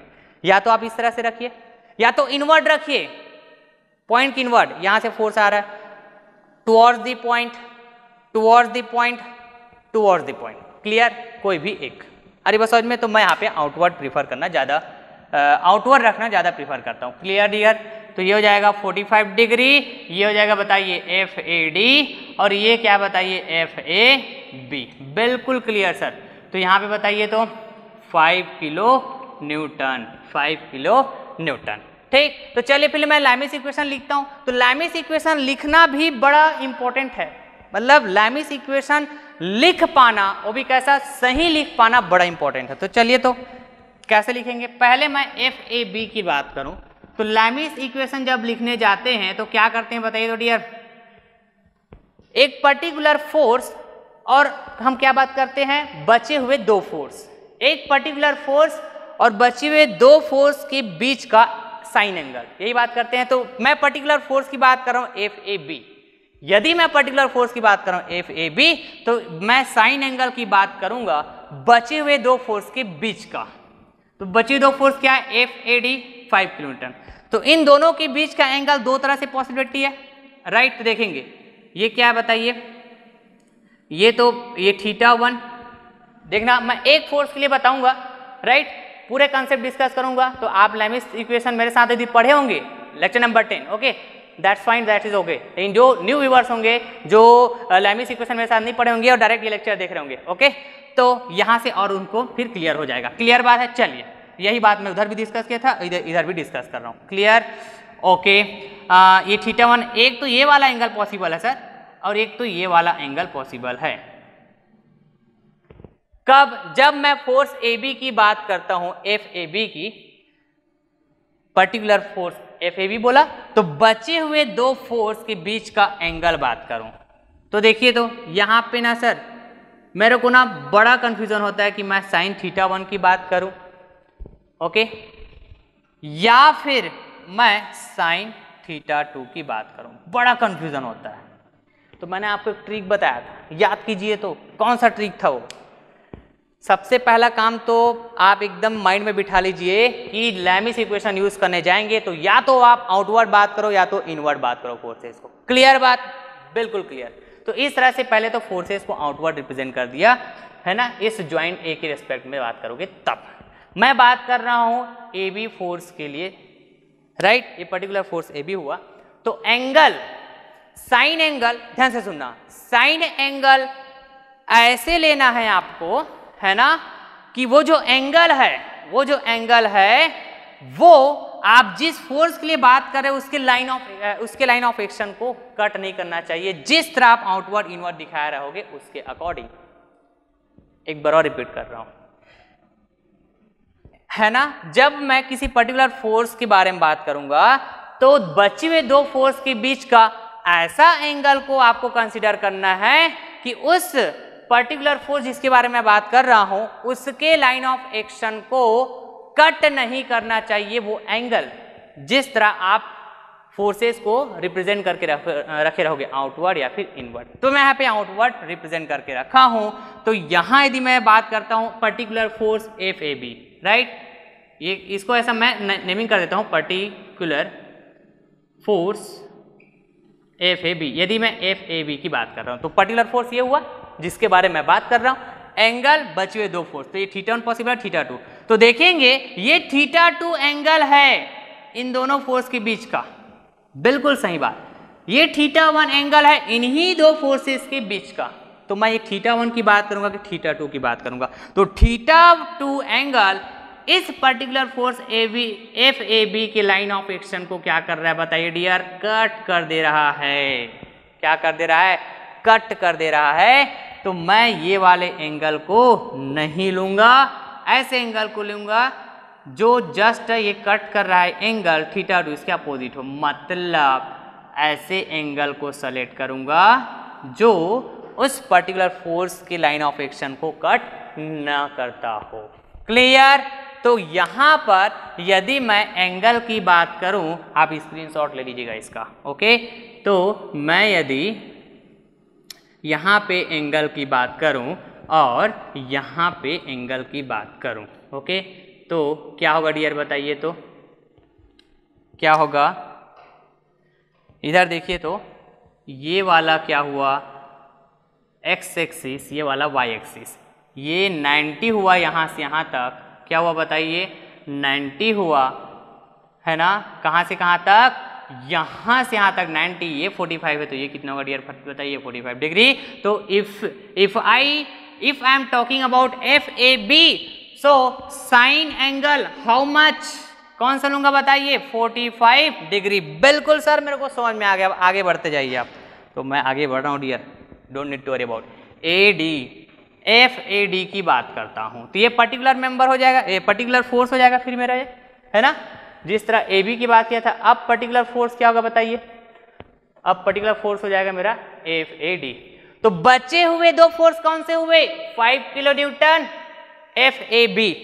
इन दोनों के बीच का एंगल यदि आप बात करोगे तो एक तो ये वाला पॉसिबल है, एक तो ये वाला पॉसिबल है ना, और एक तो क्या हो जाएगा डियर बताइए, एक तो ये वाला पॉसिबल है। क्लियर है क्या बात बताइए?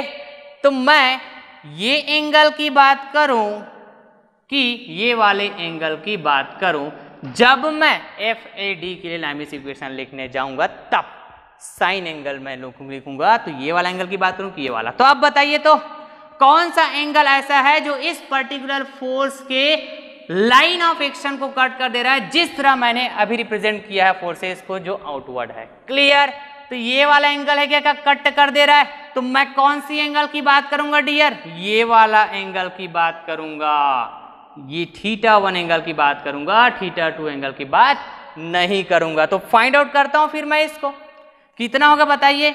यहां से यहां बताइए 90, वेरी गुड, यहां से यहां 90, यहां से यहां 90, बिल्कुल सही बात है। और यहां ये वाला बात करो ना θ1, मैं θ2 तो लूंगा ही नहीं क्योंकि कट कर दे रहा है। यहां से यहां हो जाएगा 90। क्लियर? किसके लिए बात कर रहा हूं? FAD के लिए। तो इन दोनों फोर्स के बीच का एंगल यहां से लेके यहां तक, ठीक? तो ये भी क्या हो जाएगा 90। तो 90 90 90 कितना हो जाएगा बताइए? तो कितना हो जाएगा जी? 270 हो जाएगा क्या? 270 हो जाएगा, बिल्कुल सही बोल रहे हो सर आप। तो साइन 270 डिग्री। क्लियर है जी? Okay sir, fine. ना अब कौन सा फोर्स बचा? 5 किलो न्यूटन। ठीक, तो चलिए फिर अब इसको फिर से मैं मिटाते जा रहा हूं, आप स्क्रीनशॉट ले लीजिएगा इसको। क्लियर? ठीक है, अब मैं 5 किलो न्यूटन फोर्स के बारे में बात करूंगा। ओके डियर, ये इधर से अब इसको मैं मिटाते जाता हूं।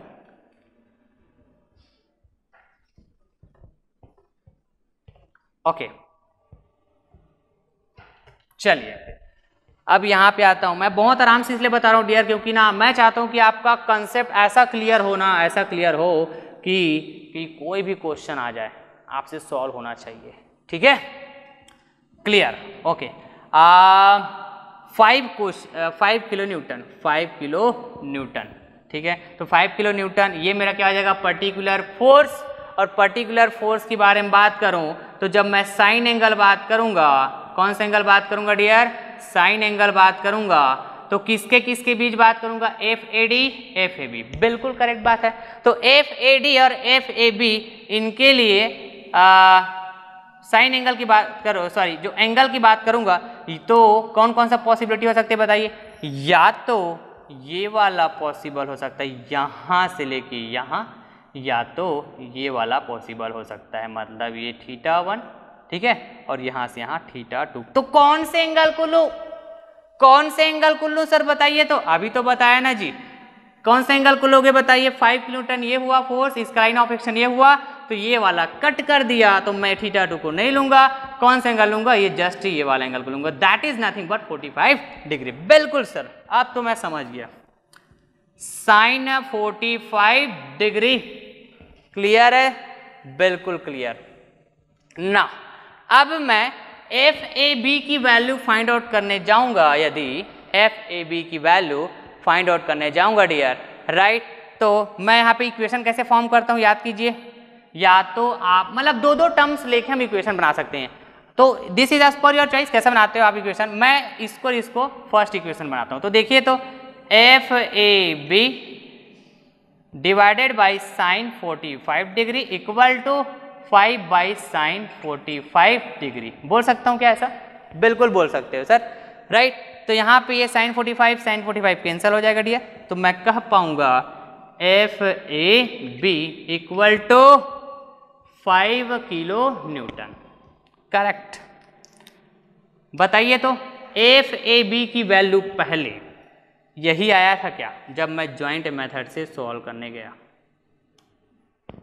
5 किलो न्यूटन। देखिए, क्लियर है ना। अब यदि मैं बात करूं FAD के लिए, ओके, तो अब मैं यदि AD की बात करूं, है ना, AD की बात करूं डियर, ओके, तो कौन सा ले सकता हूँ इक्वेशन बताइए, या तो मैं ये वाला की बात करूँ इन दोनों की, या तो मैं इन दोनों की बात करूँ। क्लियर है क्या? तो चलिए मैं बात करता हूँ इन दोनों की, ठीक है। ये सेकेंड इक्वेशन क्लियर है। तो ये हो जाएगा डियर, मैं बोलूँगा F A B divided by sine 45 degree equal to F A D divided by sine 270 degree. Clear है जी? ओके ना अभी क्या हो जाएगा, ये हो जाएगा डियर एफ ए बी की वैल्यू मैंने फाइंड आउट कर लिया क्या? Yes 5 kilo Newton. ये हो जाएगा 5 साइन 45 डिग्री क्या होता है बताइए? 1/√2 और ये हो जाएगा F A D sine 270 degree how much? तो आपका जवाब होना चाहिए सर -1। क्या होता है? -1। तो देखिए तो अभी क्या हो जाएगा, ये √2 5 हो जाएगा क्या? √2 ऊपर चले जाएगा ना जी, तो मल्टीप्लाई हो जाएगा ना, मतलब ऐसा, ये देखिए 5 × √2 ऐसा हो जाएगा, और ये -1 इधर आएगा इस तरह से, तो ये हो जाएगा एफ ए डी। क्लियर? तो F A D equal to -5 kilo newton, -5 kilo newton. Clear है? तो एफ ए डी की वैल्यू भी तो हमने यही फाइंड आउट किया था क्या? देखिए -5 किलो न्यूटन। लेकिन सर मेरे को तो BC की वैल्यू फाइंड आउट करना है ना, BC मेंबर ऑफ फोर्स की वैल्यू फाइंड आउट करना है। ओके ना, अब यदि मैं BC की वैल्यू फाइंड आउट करने जाऊंगा डियर, तो मेरे को ना इस ज्वाइंट B से ये समझ में आ रहा है कि FAB की वैल्यू तो फाइंड आउट हो गया है, राइट। तो ज्वाइंट B में यदि मैं एक इक्वेशन लिखूं, क्या लिखूं? एक इक्वेशन लिखूं, देखते जाइएगा आप ना, आप लॉजिकली समझते जाइएगा कि आपको कैसे स्टेप फॉलो करना है, राइट। या फिर मैं ये कहूँ कि बेस्ट वे क्या हो सकता है, बेस्ट वे जब आप कॉम्पिटिटिव एग्जाम में बैठे हैं तो। क्लियर है? तो यहाँ से लैमिस इक्वेशन से देखा मैं, राइट। और यहाँ पे आप देखोगे तो मैं यहाँ पे एक इक्वेशन यदि मैं यूज कर लेता हूँ, राइट। कौन सा इक्वेशन बताइए? एट जॉइंट, ठीक है, मैं यहाँ पे बात कर रहा हूँ एट जॉइंट बी, ठीक। एक इक्वेशन लिख देता हूँ, कौन सा इक्वेशन बताइए? तो समेशन fx इक्वल टू 0। तो यहाँ पे देखिए तो आप FBC FAB, ये पॉजिटिव x डायरेक्शन, ये निगेटिव x डायरेक्शन, तो क्या बोलूँगा मैं? क्या था? FAB, क्या था? FAB है ना, FAB ये निगेटिव प्लस FBC ये क्या? पॉजिटिव, ऐसा कुछ। क्लियर है? तो मैं कह पाऊंगा FBC इक्वल टू FAB, ठीक है जी, FBC इक्वल टू FAB, ठीक। देन FAB क्या बताइए? FAB यहाँ पे तो फाइंड किया हो ना, 5 किलो न्यूटन, तो ये हो जाएगा 5। तो मैं कह सकता हूँ FBC equal to 5 kilo newton. Yes 5 kilo newton. समझ रहे हैं क्या जी? ओके, तो इस तरह से है ना, आप चाहो तो इक्विलिब्रियम इक्वेशन से सॉल्व करो। चाहते हो कि मैंने कैलकुलेशन सही की नहीं, एक बार मैं चेक करना चाहता हूं, तो आप इस तरह से ऐसे चेक भी कर सकते हो, राइट। तो मैं इसको ऐसा भी बोल सकता हूं क्या जी? ये भी एक तरह का तो मेथड ही तो हुआ, लेकिन ये कैसा मेथड है पता है? ज्वाइंट मेथड का मैं कह सकता हूं इंटरनल एनालिसिस जब करने जाओगे, जैसे मैं यहाँ पे लिखा था ना, देखो एक्सटर्नल एनालिसिस, ओके, और एक ऐसा है इंटरनल एनालिसिस। इंटरनल एनालिसिस मतलब हम पूरे ज्वाइंट को ऐसे ओपन करते हैं। तो यहाँ पर जब अननोन को फाइंड आउट करने जाओगे ना, इंटरनल एनालिसिस करने जाओगे, तो अननोन क्या होता है? Internal reaction force. तो इसको फाइंड आउट करने के लिए आप लैमिस इक्वेशन भी यूज कर सकते हो। कौन सी इक्वेशन यूज कर सकते हो? Lami's equation. यदि मैं एज ए स्टूडेंट बात करूँ डियर, तो मैं ना लैमिस इक्वेशन ना काफी अच्छा प्रीफर करता हूँ, राइट। मैं हमेशा ना लैमिस इक्वेशन को ज्यादा प्रीफर करता हूँ। क्यों? क्योंकि ना देखो ना, एक ही इक्वेशन ऐसे लिखना पड़ता है, राइट। फिर ऐसे दो इक्वेशन आप फॉर्म कर लो, इसको लेके इसको लेके, इस टाइप के। क्लियर है, सॉल्व हो जाता है। लेकिन कभी कभी लाइमेस इक्वेशन भी महंगा पड़ जाता है, तो आपको स्टैटिक इक्विलिब्रियम इक्वेशन की तरफ जाना चाहिए, इंटरनल एनालिसिस कर रहे हो तब भी। क्लियर है, तो आप ना ऐसे नंबर ऑफ क्वेश्चन जब प्रैक्टिस करोगे ना, राइट, तो आपको ना इतना क्लियर हो जाएगा कि कहां पर मेरे को लाइमेस इक्वेशन यूज करना चाहिए, कहां पर स्टैटिक इक्विलिब्रियम इक्वेशन यूज करना चाहिए।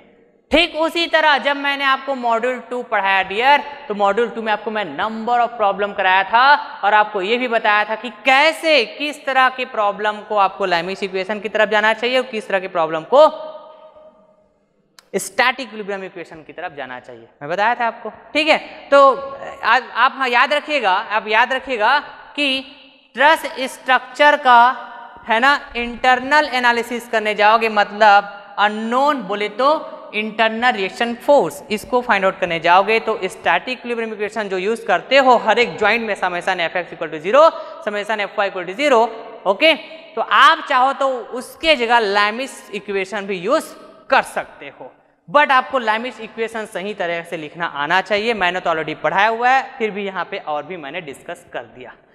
क्लियर बात है जी, ओके। तो चलिए फिर एक लास्ट और मैं है ना स्क्रीनशॉट लेने के लिए आपको कैमरा मूव कराता हूँ और होल्ड कराता हूँ, आप स्क्रीनशॉट ले लीजिएगा, ठीक है।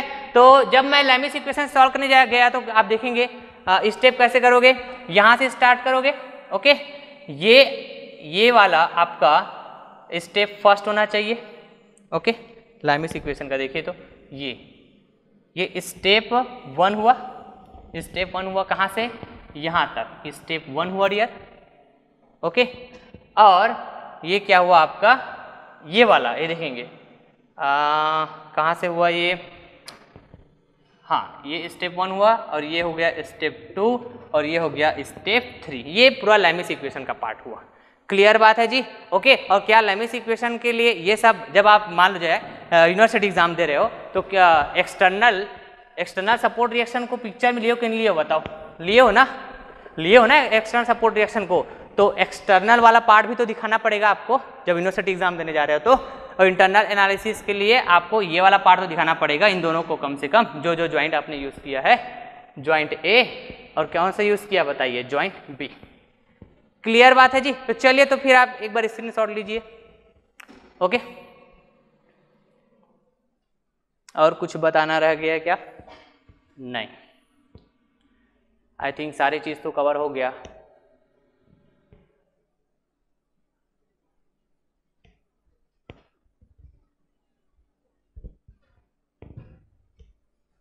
और कुछ बताने का सोचा था मैं, प्रॉब्लम तो सॉल्व हो गया है,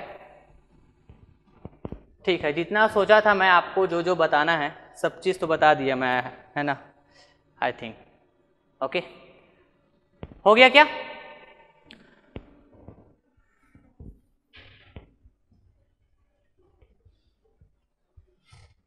हो गया, अच्छा। तो आप देखोगे डियर, जब आप ना गेट के एग्जाम का क्वेश्चन बनाने जाओगे, है ना, तो जैसे मैं यहाँ पे बताया ट्रस्ट के एनालिसिस को आप दो पार्ट में एनालिसिस ऐसा कर सकते हो, एक्सटर्नल एनालिसिस जिसमें आपका अननोन रहेगा, external support reaction, okay. Internal analysis जिसमें आपका इंटरनल रिएक्शन फोर्स जो कि मेंबर फोर्स होता है, ये आपका रहता है अननोन, करेक्ट। तो कुछ क्वेश्चन ऐसे दिखेंगे आपको, देखेंगे आप गेट एग्जाम के क्वेश्चन, है ना, और कुछ ऐसे प्रैक्टिस क्वेश्चन, जैसे आप कुछ भी बुक प्रिफर करके जैसे आप प्रैक्टिस क्वेश्चन करते होंगे, ठीक है। तो कुछ क्वेश्चन ऐसे दिखेंगे कि आपको जब मेंबर फोर्स फाइंड आउट करने की बात होगी ना, तो जस्ट आप इंटरनल एनालिसिस कर सकते हो, मतलब आपको सपोर्ट रिएक्शन की नीड ही नहीं पड़ेगा, सपोर्ट रिएक्शन की नीड ही नहीं पड़ेगा। आ रही बात समझ में, जस्ट आप इंटरनल एनालिसिस करने के लिए सभी ज्वाइंट में फोर्स को रिप्रेजेंट करोगे, या तो लाइमेस इक्वेशन लगाओगे या तो आप स्टैटिक इक्विलिब्रियम इक्वेशन लगाओगे, समेशन Fx = 0, समेशन Fy = 0, तो आप आसानी से सॉल्व कर पाएंगे। तो देखिएगा और भी मैं कुछ प्रॉब्लम्स कराऊंगा अभी, clear, you don't need to worry about. तो मैं उम्मीद कर रहा हूँ कि लेक्चर टू लेक्चर कुछ ना कुछ डिफरेंट बातें आपको सीखने को मिल जाएगा, ओके डियर। तो चलिए फिर जरूर फीडबैक दीजिएगा, राइट, कैसा लगा लेक्चर आपको। चलता हूँ मैं, थैंक यू सो मच।